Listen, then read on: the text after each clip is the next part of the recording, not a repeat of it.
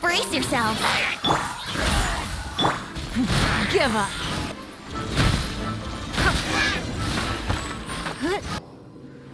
Those abyss mages just now. Were they trying to ambush us? No. They Dalawang were just abyss lang. digging through these abandoned ruin guards looking for something of value. Oh, is that so? The Traveler here seems to like doing that a lot too.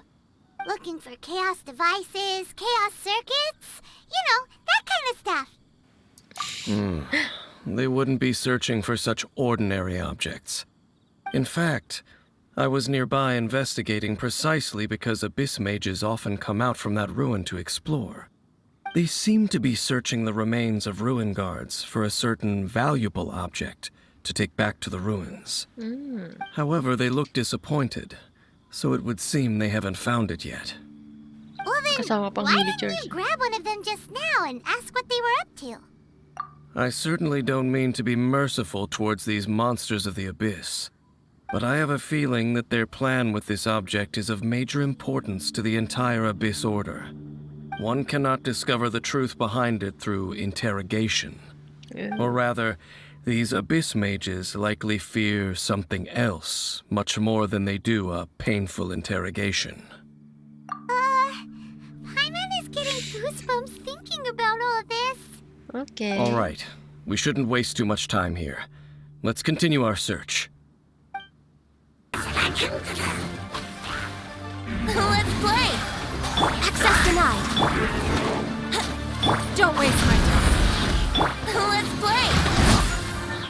Play's over.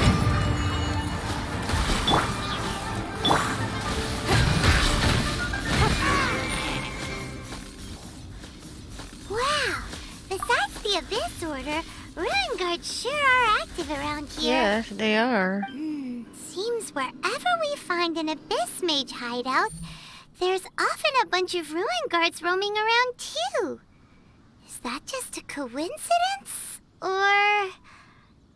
There are no coincidences in the world. Toroy. Everything is the fruit of seeds planted long ago. Just like your appearance in that tavern. Time is just waiting for those seeds to sprout. Forget it. Just some needless musings. Okay. The connection Ang between the Abyss Order and the Ruin Guards is by no means incidental. Rather, they are both branches that have grown out and up from the same roots below. branches? Roots? What do you mean exactly? Both originate from an ancient nation that was destroyed 500 years ago. Khaenri'ah. Khaenri'ah. Huh? Khaenri'ah? Really? The Abyss Order and Ruin Guards are left over from after the destruction of that nation? Oh, speaking of Khaenri'ah, that's really a super ancient name. Oh, right. As your guide, Paimon should explain a bit here. A long time ago, the nation of Khaenri'ah was... Huh? You have memories of being there. But that nation was destroyed 500 years ago. Is that so? Well, everyone has their secrets. You did not pry into mine, so Magpray I ka shall na. not pry into yours. But, if you would like to tell me, I will listen. So, the Khaenri'ah you saw, what was it like?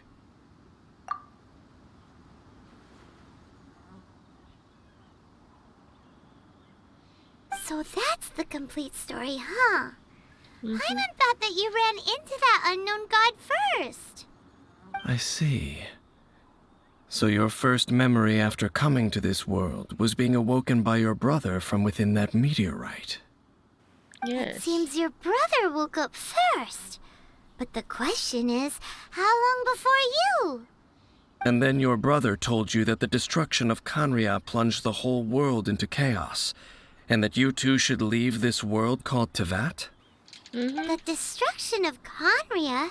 He said that? That destruction you witnessed, that's history from 500 years So matanda ago. na talaga tong twins na It to. seems the first time you awoke in this world was indeed during that period. Huh. your brother must have understood this world better than you did, because he woke up first. And it was shortly after that that you encountered an unknown god who blocked your path, so you couldn't escape. Oh, Yan yung knows parang this sa part start ng really story. I understand. When you awoke at that time and hurriedly tried to leave for another world, you didn't know anything about Kanria. But now, since you have come to gain some understanding of Tevat, you are able to guess that the war you witnessed all those years ago must be the war that ended Kanria. Am I right? Right. Ah, if that's the case, you must have been flipping through all sorts of books during our adventure these past few months. Before going to Mondstadt, you had just looked at some vague materials. Later, we managed to gather a whole bunch of old books from all around Mondstadt and Liyue, but you told Paimon they were useless. So, the whole time you were just trying to learn more about Conria so you could find your brother? Oh, yeah. You can travel around the 7 nations to find the 7. But where can you go to find a nation that was destroyed 500 years ago? I don't I know. probably know more about Kanria than both of you. Kanria was a nation without a god. Not because it had a god that died or abandoned them, but because it never had a god to begin with. What? It was a powerful nation, built purely by humans. An unprecedented, flourishing, and glorious civilization. It was the pride of humankind. A nation without a god? Later events unfolded just as you remember. It was all destroyed by gods. You Yeah. mean that... 500 years ago, the gods descended upon the world and brought desolation to Kanria. The pride of humankind was uprooted and crushed, like a weed removed from the garden of the gods. How could that be? The history books don't say anything about that. Yes, well, continuing to discuss the past now will only dampen our spirits. Let's keep moving.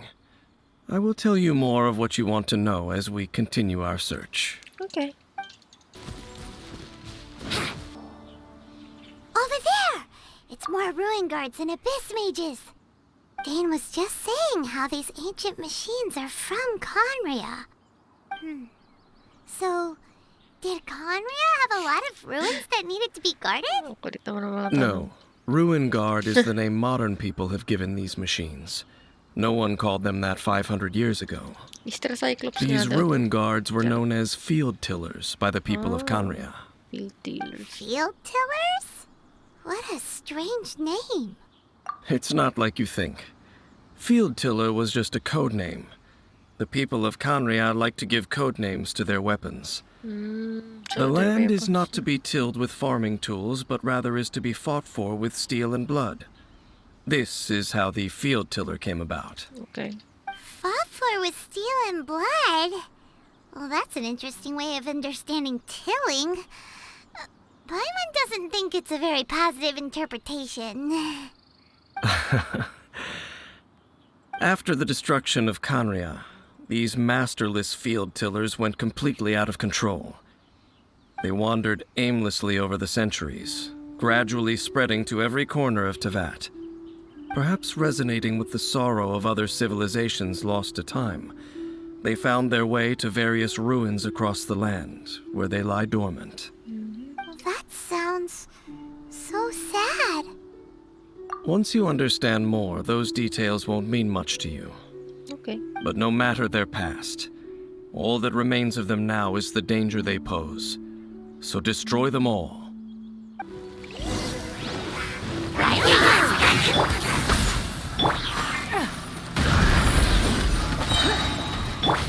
Think you can get away?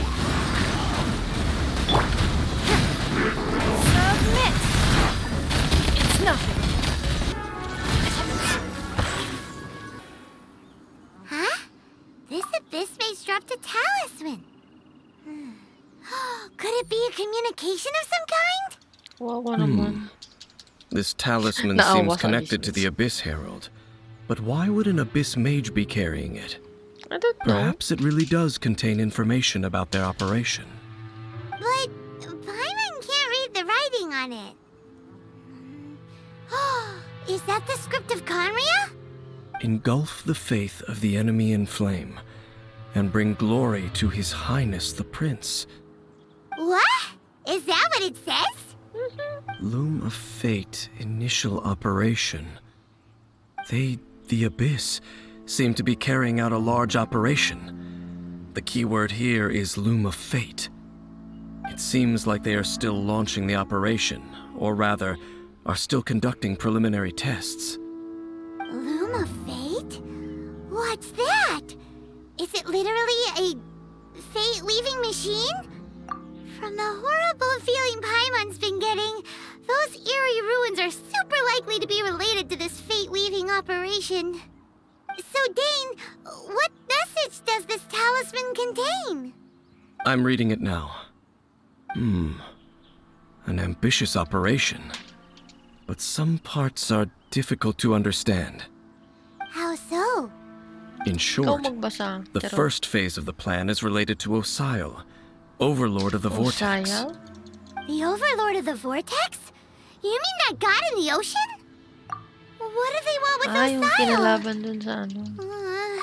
I know of your past heroics regarding Dvalin, and I also know of the Abyss Order's role in the Storm Terror incident. Though you may not have been aware of it at the time, you were thwarting an Abyss Order operation similar to this one. Last time it was Venti's old friend. This time it's a huge ancient god. The Abyss Order keeps setting their sights higher and higher. Will the Abyss Order use their lies and dark magic to corrupt Osile, just as they did Dvalin? No. From the contents of the talisman, this operation goes one step further. They won't just corrupt Osile's mind. They also plan to use the ancient technology behind the field tillers to completely transform Osile's body. What? Is that even possible? Usayan. So wait, the Abyss Order wants to make some sort of cybernetic squid god of mass destruction? Bakit Very squid? few people today truly understand the civilization of Kanria. Though, of course, the accuracy of that understanding itself is difficult to judge. Only the Abyss Order has consistently sought out the remnants of Kanria. Despite being far from human, they seek out this lost human civilization quite persistently. The talisman's message states that they will use the defiled statue as a base, attaching Osile's limbs to construct a mechanized god, Mechanized. and the new core that shall replace the orb usually held by the Statue of the Seven is the eye of the very What? first field tiller. The eye of the very first field tiller? Oh, Paimon gets it! All those Abyss mages are looking for the special eye, right? It would seem so. This whole thing keeps getting more complicated. Mm-hmm. But basically, it all has to do with that eerie statue of the Seven we saw, right? Yes. Seems like. According to the talisman, the eye should be placed in the hands of the defiled statue, thereby imbuing the newly born god with the power to topple the divine thrones of Celestia. Oh boy, the Abyss Order sure isn't holding back with this plan. Mm-hmm. Since no one knows where the first field tiller is, how about we take the information about the statue as the starting point for our investigation? Toroy. Yeah, that tone-deaf bard is too difficult to track down anyway. Let's go to the cathedral first and ask around. Maybe we'll learn something. The cathedral. Huh? What's the matter, Dane? Nothing. Let's get moving. Okay.